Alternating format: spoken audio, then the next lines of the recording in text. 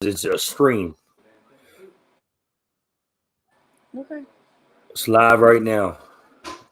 Wait, some people get on here. How many people usually come to this? A lot of people. It's all right. Oh, I'm a nervous wreck. I'll be okay. What's going on, people? Hope all is well with each and every one of you. We had somebody on a female, because it's a lot of females that follow me. So I figured I'd bring some diversity to the page, like always, and get a female on here, somebody that you all can identify with, and this is what we do every night, man. We spread the message of hope, and she's going to share her experience, strength, and hope. So people are out there using right now, you know the drill. This is the drill. We need you. We love you. Like, please reach out. Like, we believe in you. Because there's a lot of people dying and isolating to this coronavirus, man. And that's just what I believe. And hopefully everybody can hear me good enough. I'm sure they can. Struggling a little bit today. Well, sister, we love you and we believe in you, and there'll be some people to message. I need some people to drop in them comments and message. So I'm gonna pray her in. And if we all can take a moment and share this out, get this thing shared out throughout the group, share this out. And I'm gonna pray in, and I'm gonna let God take over the wheel. So let's get this shared out, everybody. All right, here we go. Lord Almighty God, I just need you to place hands on both of us tonight. And as the sister carries the message, and she just touches that one person that is sick and suffering, or that person is clean but struggling with like isolation and living in the quarantine life, what we got going on to this insidious coronavirus, but we can't forget about the addicts that are out there homeless, sleeping just by dumpsters out in parks. I just need you to place healing hands on them and just allow her to share her truth, honest experience, strength, and hope to touch one person. If she struggles with any low self-esteem, any lack of confidence, any low self-worth, that you just lift that off of her and you place a message of recovery. Here we go. Inspirational freestyle recovery flow. Let's go. Go ahead, Chris. Floor is yours. My name's Ashley, and I'm a grateful recovering addict. I'm originally born and raised in Niagara Falls, New York. I just recently moved down to Prince George, Virginia. So if there's anybody in the surrounding areas that needs some, love or a friend, and you're struggling and you're in recovery, hit me up. You can find me on Facebook. It's Ashley Pembleton. Let me start with my clean date is 10/27/18. I just celebrated 18 months clean on April 27th. It was a really big deal for me to get that far, because I've never really gotten that far in this recovery process before. I've been in and out of these rooms for 16 years, in and out of the fellowship. Let me rephrase that. In and out of this fellowship, I've been in and out for 16 years. My oldest daughter's about to be 17 years old. And she unfortunately has had to see me using and at my worst. And so has my youngest daughter, who is she's 9. They've both seen me in and out, and they've seen me at my worst and at my lowest, but then they also get to see me at my best, which is clean and recovering and actually doing some work. They say that like you pick up you use right long before you pick up the drug, right? And like your addiction's present. And I completely believe that, because I had a really good life at the beginning. Thank you, Christiane. I had a really good life at the beginning. My dad was in the Army, and my mom and him got married, and I traveled and lived all over the world, and I thought it was amazing. And then as I got a little bit older, I started noticing things. My dad was abusive to my mom. I found out that not only was my dad an alcoholic, but he was also a drug dealer over in Berlin, Germany, when we lived there. There was a lot of mental and physical abuse on my dad's part towards my mother. So I was always subjected to that because I felt like I had to protect my mom, be the one that stood there. And if I stood there, he wouldn't do anything. And then when we left Berlin, things got better and we moved to Colorado, and things actually got worse for me. My parents had went on a little vacation and they left us behind with my mom's friend, and my mom's friend's son sexually molested me and my little sister. That was the beginning of my downfall. I truly believe. Then I started acting out with the lying and making up these elaborate stories that weren't true, but because I needed somebody to listen and I was trying to scream out for help, and I just wanted someone to love me and to understand how bad I was hurting from what had happened, but I couldn't tell them because I was so scared. I was a child, and I didn't know what else to do. And then my parents divorced and we moved back to New York, and Niagara Falls, New York. And my mother met my stepfather, and life was good then for a little while. I was 10. And then when I turned 11, he started sexually molesting me and then raping me. And that happened for about 4 years. I was still very young. I was a kid, and he used to tell me, if you tell anybody, I'll kill your mother, I'll kill your father, I'll kill your sisters. And I kept my mouth shut for a long time until I think I was 17 or 18 years old. The statute of limitations for rape and child molestation had way passed, so there was nothing I could do. But what that had done to me was beat me down so bad. My self-esteem, it was non-existent. So then I started getting into these abusive relationships as a young child. As an adolescent, let me rephrase that, as an adolescent, like in my young youth, like 12, 13, 14, and I'm having sex with these boys. I was very promiscuous because I didn't know what else to do. I thought that was what I had to do to get you to like me. And it wasn't just that. I started drinking heavily. Oh my gosh, heavily. I would take my mother's Stolies vodka, because that was what my mom drank Stolies, and my stepdad drank Tanqueray. And I would take their Stolies and their gin, and I would mix them together with some orange juice, and I would put it in a water bottle, and I would take it to fucking school. And I would go to school in the 5th and 6th grade, and I was drunk, starting fights, getting expelled, getting suspended. It was really tough. My mom never understood what was really wrong with me, what was really going on. So she had put me in mental health counseling, and I still couldn't tell anybody what was going on. And that was the beginning of the end for me. I was probably like 11 years old when I started really heavily drinking, and then in came the drugs, and then the continued promiscuity, and it didn't get better for me. I started getting into these relationships with these men that were abusive towards me, would cheat on me, would hit me, would, mentally abuse me and make me feel like I was less than. When I found this 12-step fellowship, I was married. And I was married to a horrible, horrible human being of a man. I mean, he used to just smack me around like I was a doll, and he would cheat on me with like my sister and my mother and my friends. And I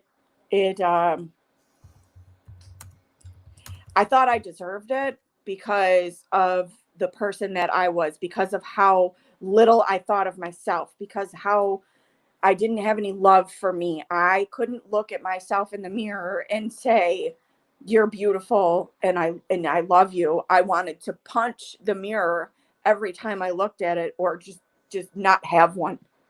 And for a long time I used to Like, even though I felt that way about myself, I wouldn't let you know I felt that way about myself. No, I would walk in like I was the baddest bitch in the room.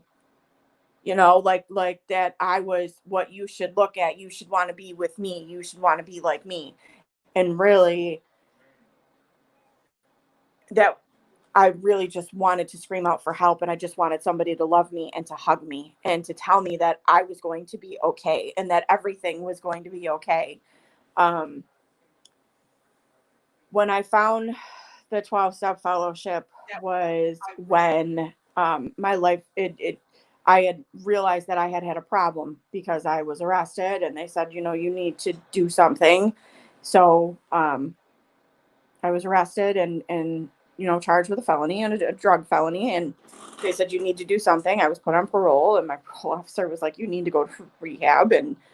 Um, and I went and I didn't complete it. I got kicked out, of course, because my heart wasn't in it. And then I got out, and then my ex-husband at the time, he was going into prison, and I had this huge house party because he was gone, and I was excited. And it was right around the time of Hurricane Katrina, and a friend of mine who I had thought was my friend that I had grown up with, I had known him for a very long time. I had went to bed to go to sleep, and I was, you know, on a 3-day bender of God knows what drug I had in my system. I think it was a little bit of everything. And I was on a 3-day bender, and when I woke up, he was raping me. So, and I was trying to tell him to stop and to get off me, but I was so out of it and I was so fucked up that I couldn't fucking like get him off. I couldn't scream, but he kept telling me it was okay and that I wanted it and that it was okay and that it felt good and that I wanted it. And I really, really thought for a very long time that I did, like that I did want it and that I did say it was okay until I got clean and like got clean. And I had went to White Deer Run, which is a rehab in Allentown, Pennsylvania, Allenwood, Pennsylvania, Pennsylvania. And it came to me that like, I didn't want that. And that he did violate me and he did rape me and he did hurt me. And, I told myself I wasn't going to use those as excuses anymore to get high, you know, because for a long time I used the excuse that, you know, I was a fucking worthless piece of shit. And, you know, my dad did this to my mom and my stepdad did this to me. And this happened to me when I was a kid.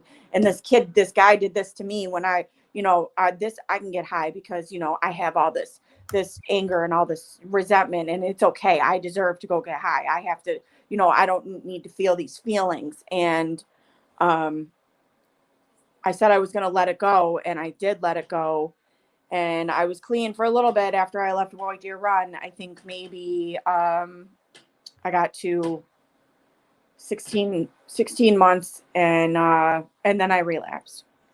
And I had went back out for many years. And it wasn't until I had that, you know, that jarring experience, that relapse they talk about, where it's a jarring experience, where it shakes you to your very fucking core. You know, it wasn't until I had that experience when I had woken up in a hotel room and I didn't recognize myself or the people around me. And I didn't have my kids anymore because the state had come in and taken my kids away. My house I was being evicted from my house. My fiance was gone. He took the dog. He took the kids. Like everybody was gone. Everything that I thought I loved and that, you know, everything that I needed was gone. But the one person that was really gone was myself. And I really, really, really had to like find myself because I was lost for a very long time. And like it took a long time. You know, I moved away. I moved away after I went to a facility in Niagara Falls called First Step Center. And it's the first step. to getting clean. And I went there and I was there for a few weeks, and then I left because they couldn't get me into the rehab that I wanted to go to. And I left. And what ended up happening was I ended up moving to Rochester, New York. And I had to be away from my kids. But I needed that. I needed to be away from my kids because I couldn't love my kids and take care of my kids because I couldn't even take care of myself. And I didn't love me. There were days when really all I wanted to do was like end it. And like, I lived near one of the 7 wonders of the world. So my first thought was like, jump over the falls because you're not going to survive that shit. But then I kept remembering that I was so much stronger than what I kept telling myself, because I had already been through so much fucking bullshit. I've already been through a war. And I'm 36 years old. I was using since I was 11. I've been through a fucking war. I've walked hand in hand with the devil. I've been to that deepest, darkest depths of hell. There are things that I have done that I hate myself for and that I am not proud of. But I came out clean on the other side. Mm-hmm.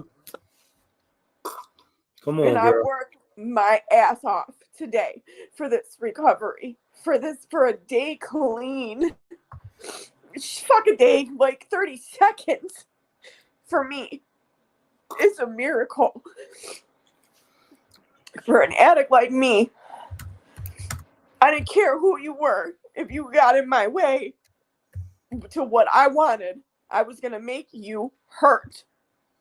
And I've hurt so many fucking people in this process of doing, of my using of my kids. And today, my kids, they love me so much. That unconditional love is like all I've ever wanted. And, I have it in my kids. My girls give me that unconditional love. They love me no matter what. Yeah, they were a little upset with me, and it took them a little bit of time to trust me, and I don't blame them. But the time that I moved out to Rochester, I got clean in October. I moved in November.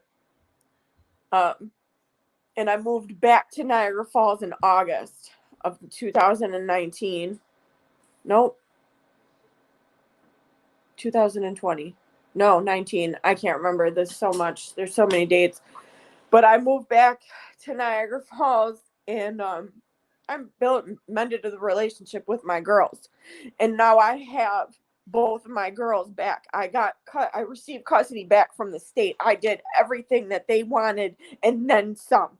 Like, I jumped through hoops, set on fire while doused in gasoline because these people, CPS, Child Protective Services, wanted to see me fail, because this wasn't the first time that my kids had been taken away from me, but it would be the fucking last if I had anything to say about it. So I jumped through those hoops that were set on fire while they doused me in gasoline, and I didn't get touched with them flames. And I jumped, and I jumped, and I jumped. And now I have both my girls back in my life. I have my youngest one with me full time down here in Virginia. My oldest one lives up in Niagara Falls, New York. She is going to be a senior in high school. Oh, hopefully, with all this coronavirus that's going on, it's done and over with before she starts school. But she'll be a senior in high school.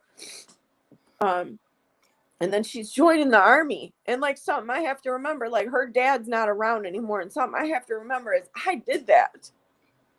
Like, that was something I did. Of me making the mistakes that I made and fucking up as many fucking times as I did.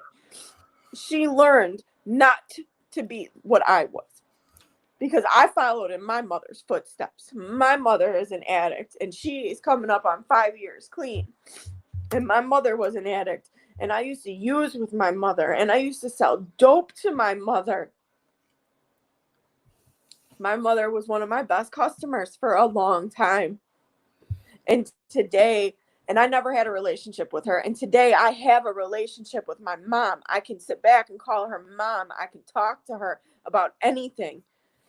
And yes, there are still some days when I am the adult or the mother of the relationship because she didn't have an easy life either, but that's her story, not mine, and I'm not going to share it. She's also in a 12-step program, but she more does the alcohol part of it. I have a good life today. I was just accepted into a college for the nursing program. Come on, give him the hope. Give him the hope. I was accepted for the nursing program. I'm already a medical assistant. I was working with pregnant women, an addict like me, a fuck up like me, somebody like me. I was working in a hospital with pregnant women.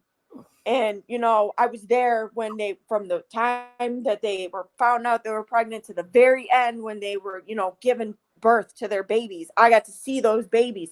I helped bring that baby into this world. An addict like me, I got to do that. I'm going to college to be a nurse. I'm going to get my bachelor's in nursing too. Like, I already have a plan in motion.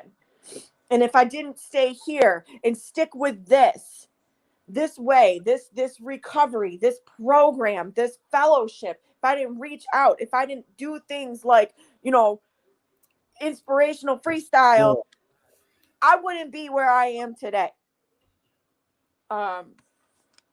I'm grateful. I'm grateful for my history because I won't let it repeat itself.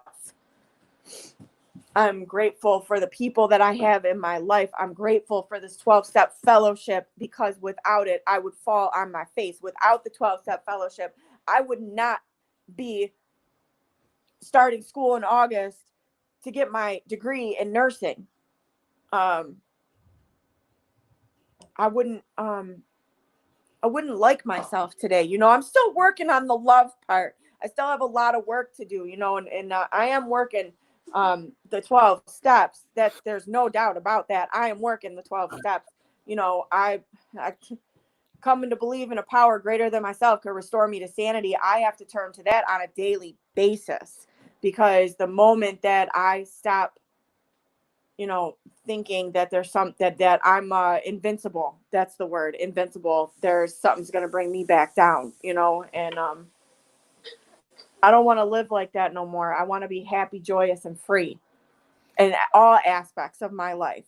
And I know that there's going to be some hard days and, but I know if I stick with this, I'll be okay. I'll be okay. It's a blessing. And I'm like really grateful to you, Carl, for reaching out to me and asking me to do this. I was a nervous wreck and I didn't know what I was going to share. And God did that for me. Yeah, well, you had a lot of people on here at one time. I think over like 40 something people on here at one time, 40 something. Nice. And it goes up and down, it fluctuates, but the people that was here needed to be here, and definitely you. So I'm going to ask you some questions. This is what I do. I kind of interview. So, like, okay, what are the things that you struggle with today, like validation?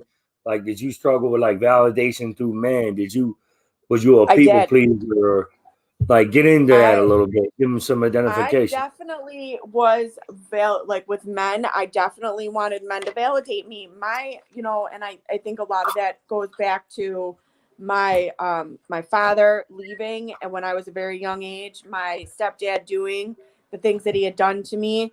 I wanted I wanted you to notice me. I wanted you to give me the validation that I wanted. I wanted you to tell me, that I was, that I had big boobs or that I was beautiful or, whatever. It's ridiculous.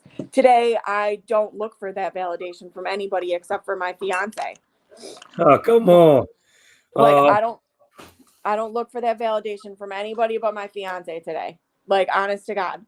And like, and he gives it to me. I've been with him for 12 years. He's been with me on this fucking roller coaster, up and down, up and down, up and down for 12 years. And he is stuck by my side.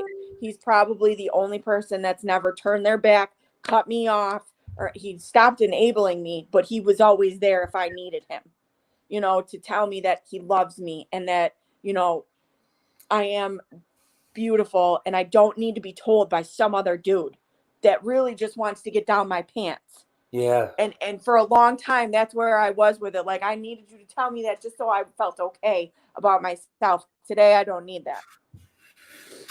And that's why I get a lot of women on here, because I was that guy coming into the rooms with this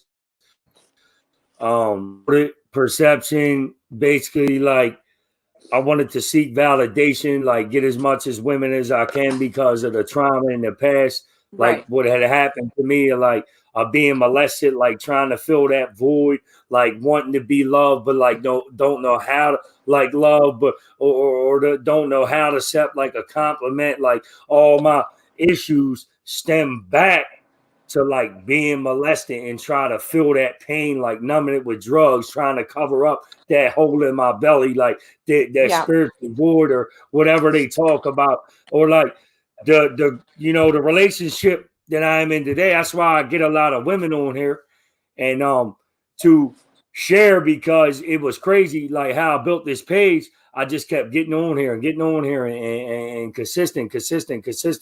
And like I was consistent with the drugs, man. And like I basically turned my negative live feeds into something positive today. And I got in a relationship.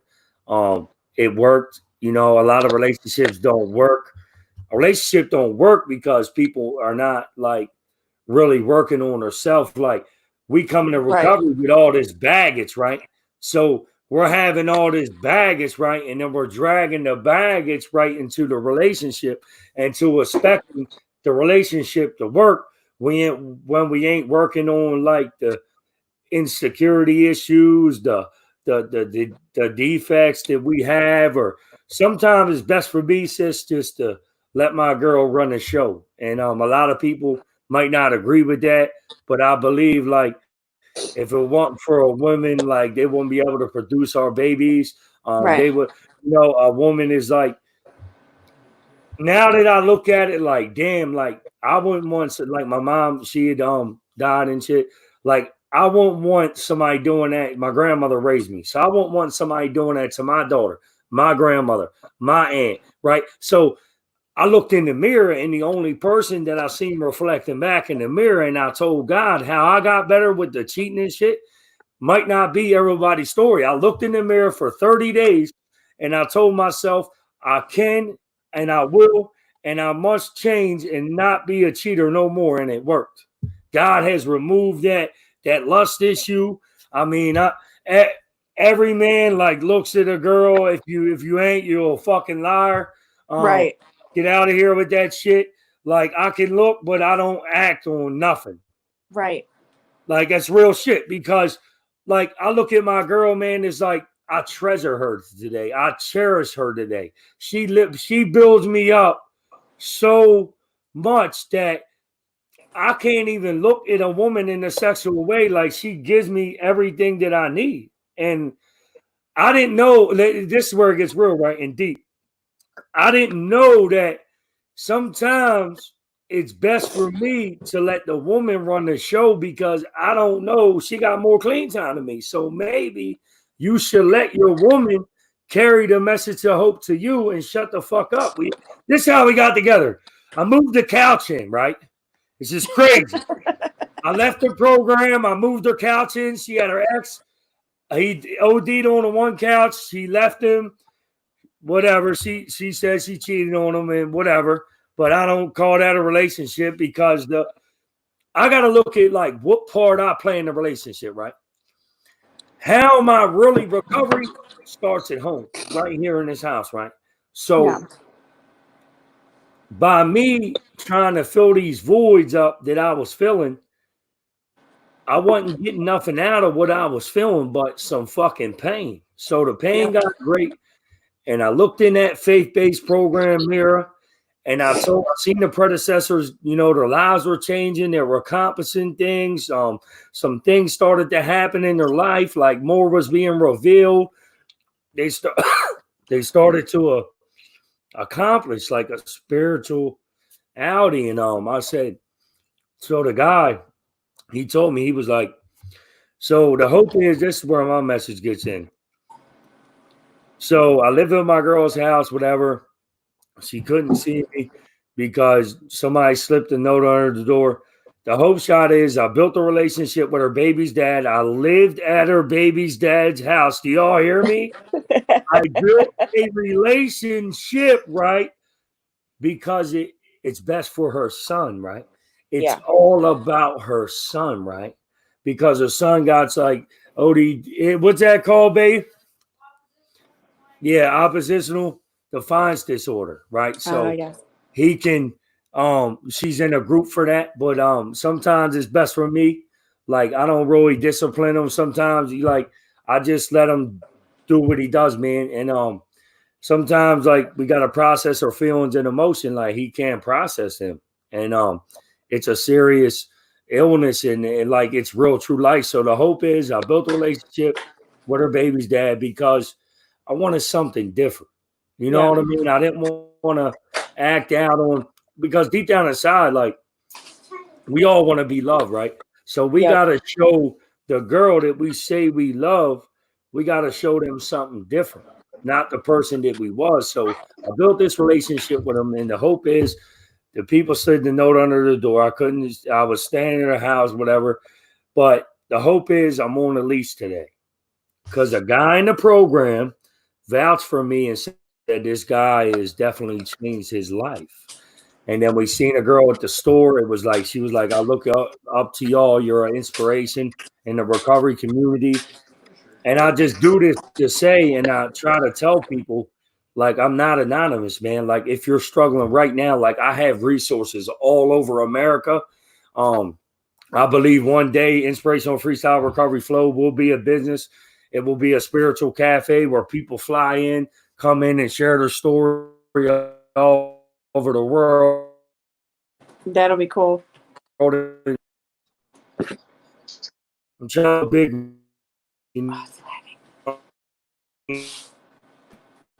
God is destiny to bless us. And this thing about this recovery process about. You had a definitely inspiring story. Definitely had me all feeling shit, and definitely I don't know. When I hear a woman be I identify all the shit, and why you always want a woman speaker? Because I need to hear a woman speaker because I need to see what she went through and all the things, because I got out of the fence. There's a lot of shared stories, right? Can you hear me?